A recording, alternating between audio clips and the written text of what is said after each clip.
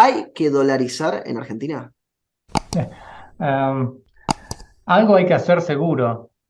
Pensá que Argentina viene con una inflación promedio del 60% anual de mediados del 40 a la fecha. Es simplemente inviable, ¿no? Argentina es un país de inflación alta y volátil. Tener las dos peores combinaciones posibles. De mediados del 40 a la fecha, en términos de PBI per cápita, a nivel mundial, Argentina viene perdiendo posiciones. El mundo avanza y nosotros nos vamos quedando atrás. Es como ir en autopista, los países van a 100 kilómetros por hora y nosotros vamos a 60. Vamos de, no, primeros en la fila, nos vamos quedando atrás. Entonces, hay que hacer algo. Esto es, La Inquietud con Garrett Edwards. El lugar donde hay más preguntas que certezas.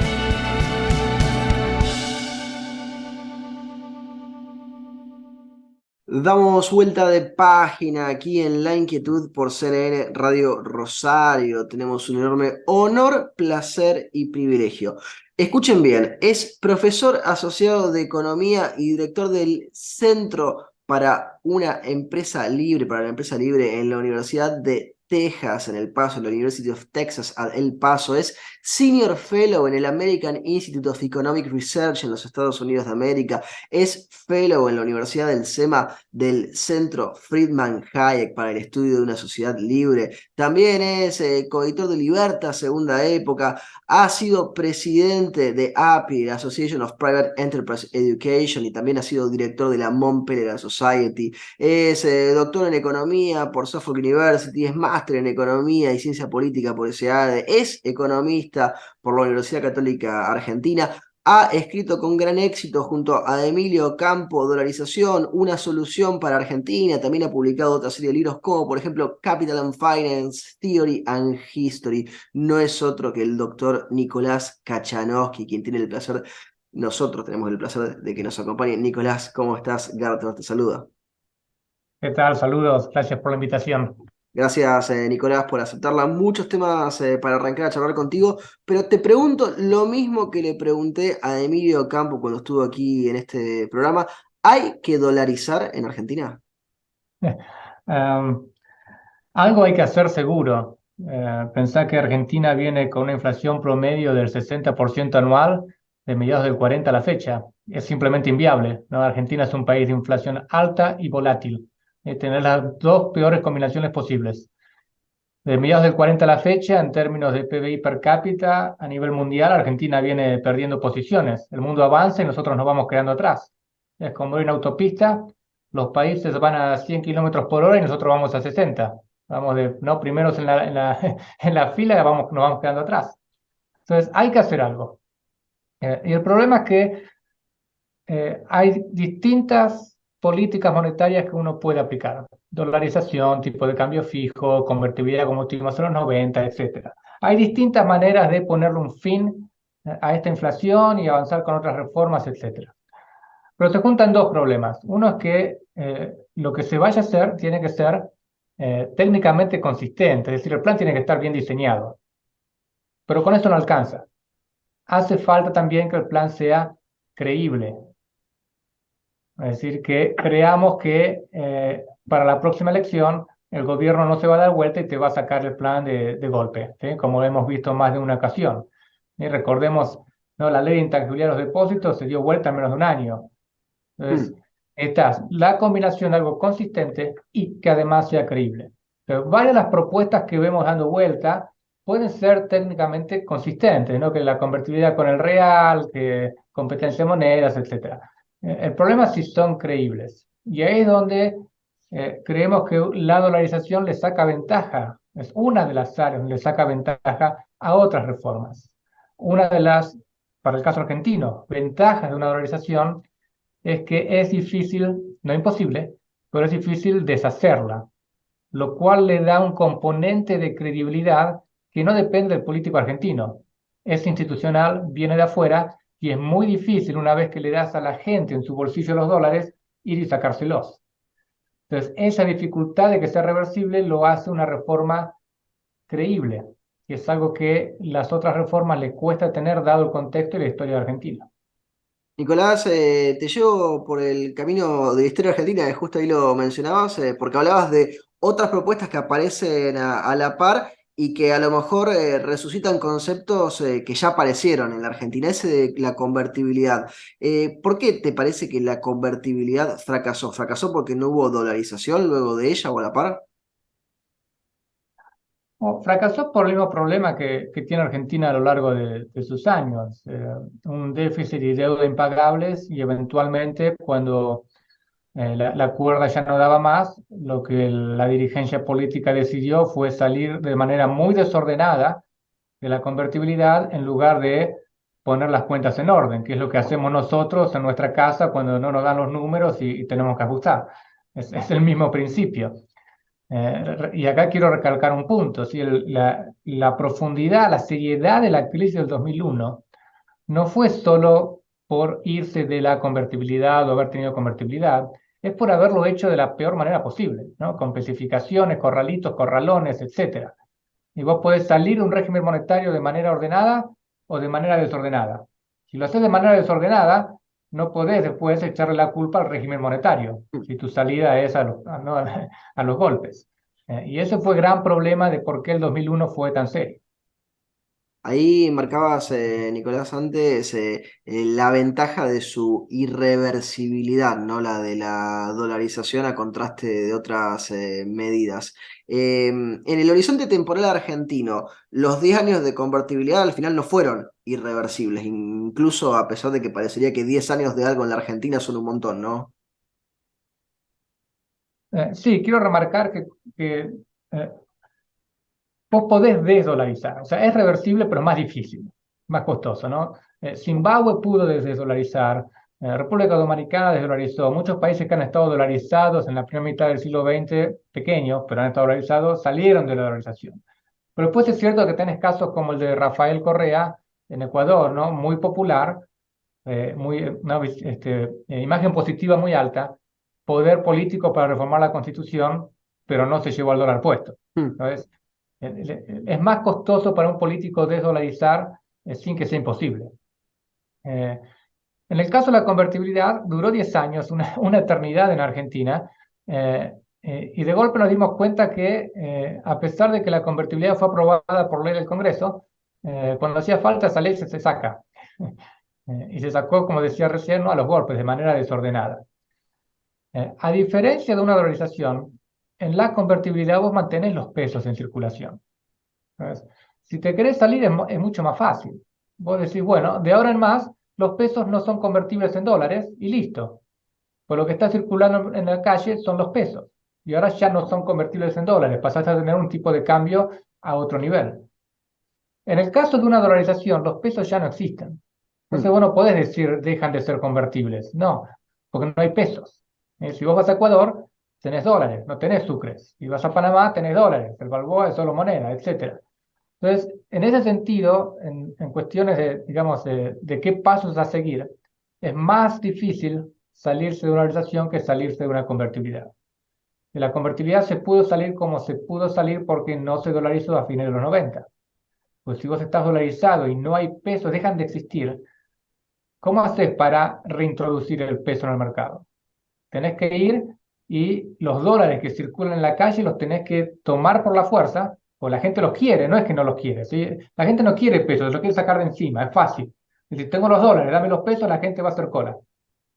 Pero si tiene dólares y quiere los dólares, se los tenés que sacar por la fuerza. Claro. Es muy distinto. ¿Eh?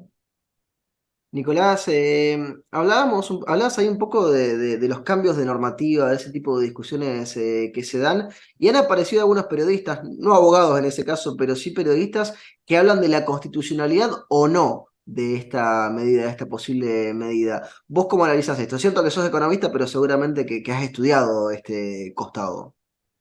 Mira, me parece ¿no? Estas columnas que dan por sentado la versión es inconstitucional, eh, tienen varios problemas. Primero, no están mirando cómo se ha dolarizado en países con constituciones similares a la Argentina. Recordemos que cuando se genera esa ola de independencias, ¿no? Latinoamérica, todas las constituciones son muy parecidas. Ecuador tiene una constitución parecida a la nuestra, dolarizó. El Salvador lo mismo. Panamá jamás tuvo banco central. Uno.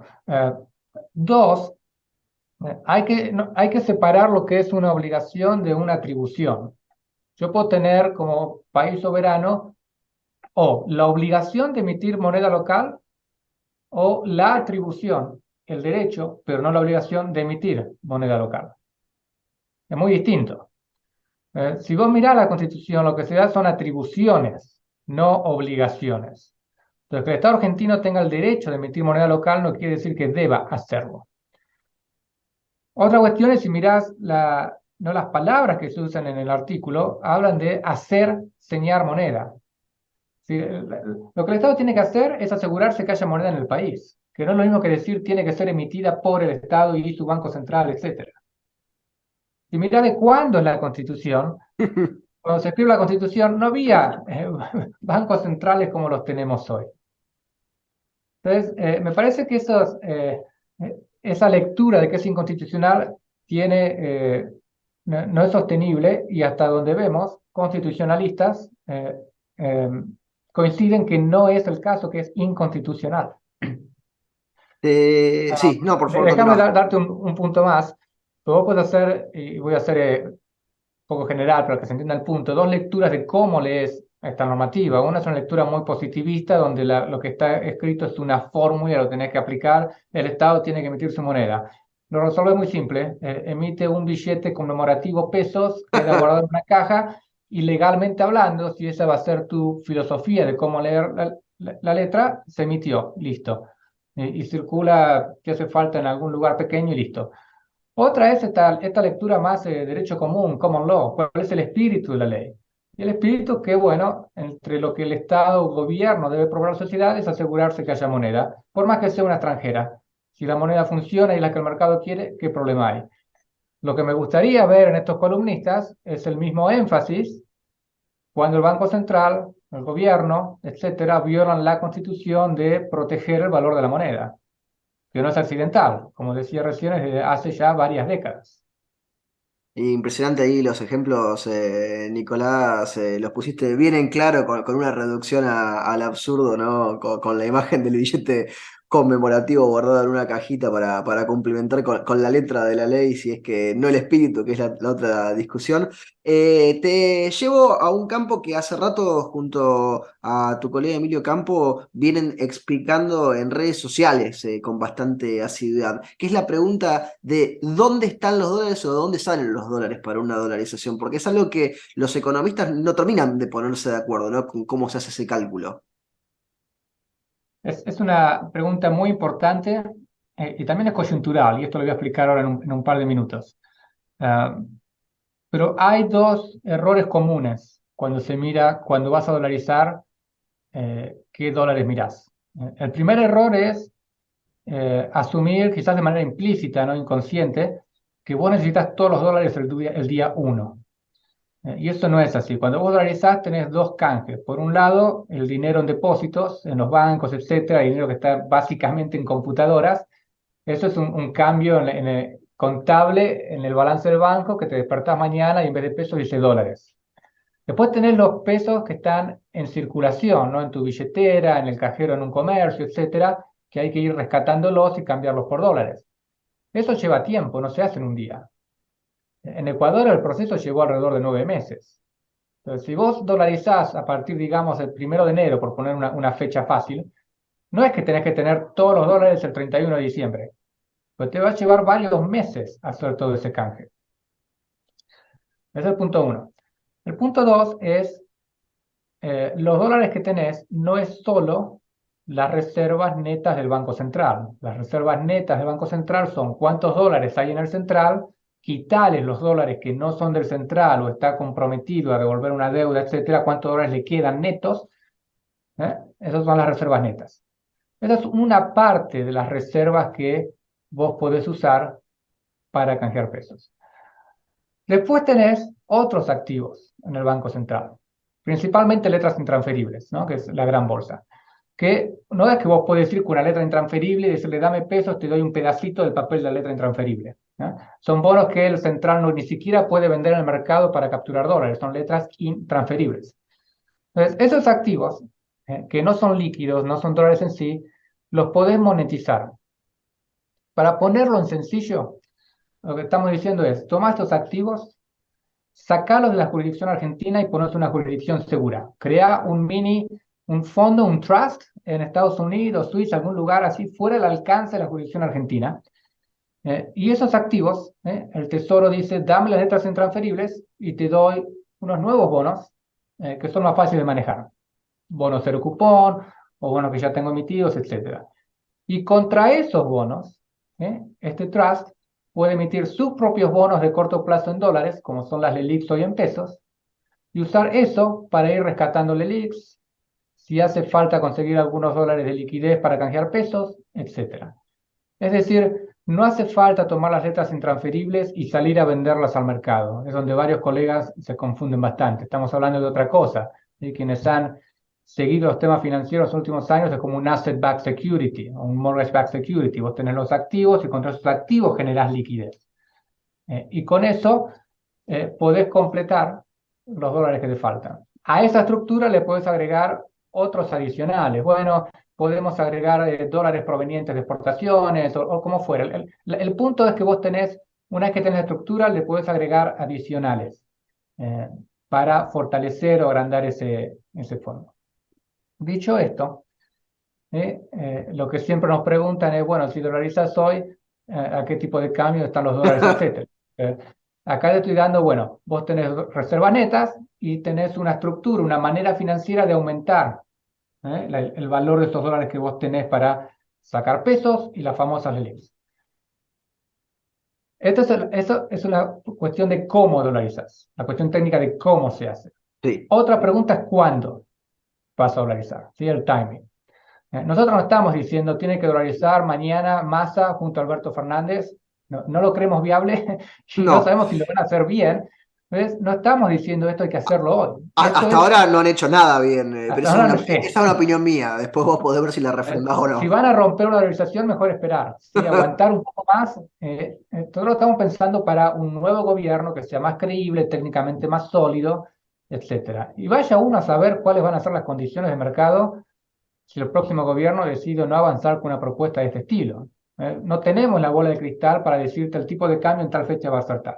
Entonces, si hoy el tipo de cambio da más o menos, es importante para saber dónde estás, pero no resuelve la pregunta de si tenés o no que dolarizar y si podés o no dolarizar de acá a un año, o cuando sea que se vaya a hacer.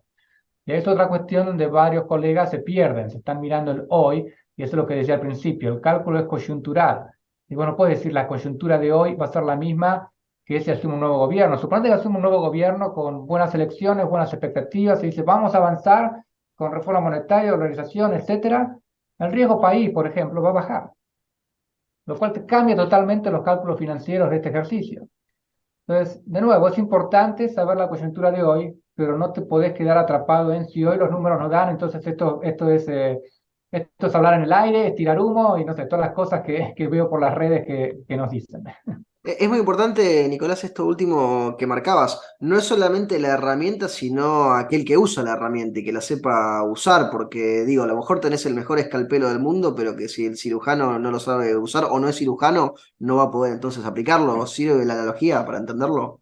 Se entiende, sí, nosotros estamos armando vos tenés un paciente crítico y nosotros somos como los médicos que armamos un plan de cirugía mayor, el cual un componente necesario, pero no el único, pues nosotros no decimos que la organización es lo único que hay que hacer, sí creemos que es un componente necesario. Bueno, así es como vas a hacer esta cirugía. Y el médico que tengo, el médico cabecera, ¿no? El jefe médico que tengo en sala, no confío. Entonces no le doy los instrumentos. Digo, no, cuando vos termines tu turno y venga el nuevo, que está mejor preparado, mejor equipo técnico, etcétera, a él sí le doy el plan, mira, esto es lo que tenés que hacer. Nuestra sugerencia. Entonces está el tema del cómo, el tema del cuándo. Y el cuándo no es hoy, no es con este gobierno, es, si quieren, el próximo gobierno. Nicolás, ahí con el cuándo, también respondés de alguna manera cuando surge la duda o la pregunta sobre las rigideces actuales de la economía argentina, ¿no? Es un proceso que incluiría buscarle también una vuelta, por ejemplo, a los problemas de las problemáticas del mercado laboral argentino, ¿no? Que chocarían con estas reformas, ¿no? Mira, con o sin dolarización, vos necesitas reforma laboral. No es que pues, reforma laboral, reforma fiscal, o sea, un montón, ¿no? El listado es muy largo, podemos estar toda la tarde hablando de reformas que hay que hacer. El punto es que vos la necesitas con o sin dolarización. Dolarización te da algunas ventajas. Primero, al ser más costoso de revertir, te aumenta el incentivo y la necesidad de avanzar en las otras reformas. No te puedes quedar a medio camino. Tenés que ir para adelante, listo. Entonces, te aseguras. Es como cuando quemás naves, o sea, no podés volver para atrás, tenés que avanzar, te obliga a seguir, digamos. Es una idea de quemar las naves. Tenés que seguir porque para volver atrás tenés que rearmar las naves, lo cual no es fácil y lleva tiempo, etcétera, ¿sí? Acordate la crisis griega de hace ya algunos años. Al final se quedaron en el euro, no lanzaron el dracma de nuevo. No es tan fácil, no es tan, bueno, listo, saco el drama. Bueno, mismo con la dolarización, bueno, vuelvo a emitir el peso. No, tenés que emitir una moneda que el mercado no quiere o una moneda que sí quiere. No es tan sencillo. Entonces, una de las ventajas de la dolarización es que te fuerza, como decís, ¿no? A tener que avanzar en las otras reformas y no quedarte a mitad de camino.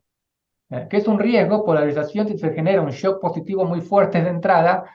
Por ese lado, quizás los políticos dicen, bueno, no hace falta hacer más, estamos bien, ¿para qué seguir, ¿no? Jugando con reformas si más o menos avanzamos?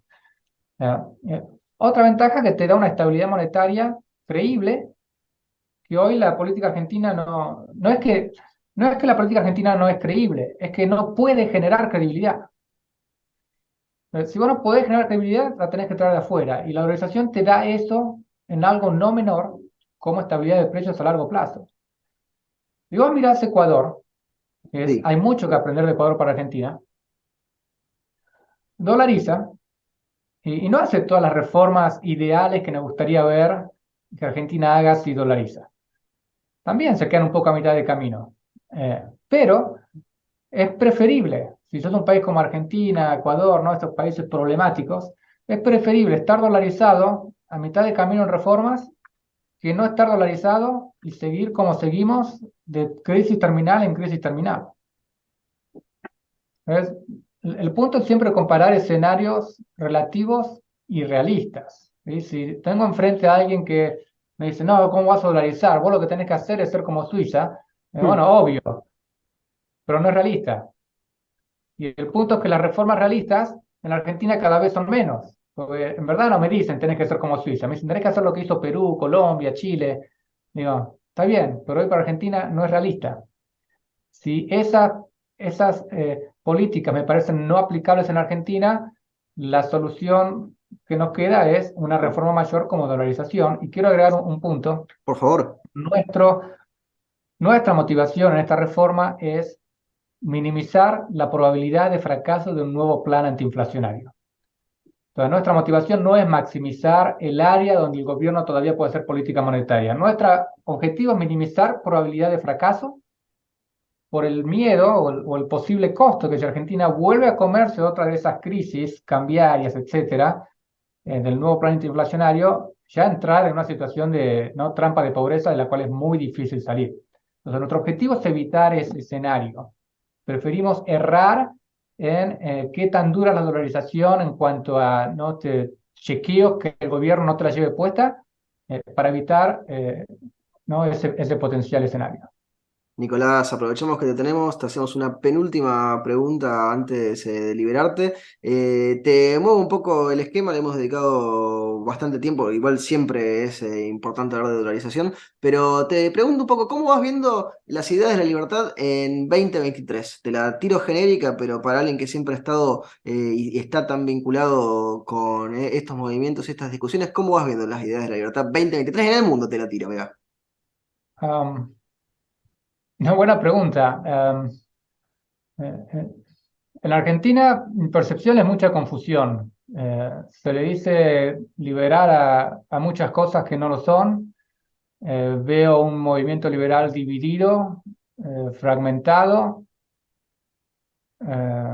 y con un futuro incierto.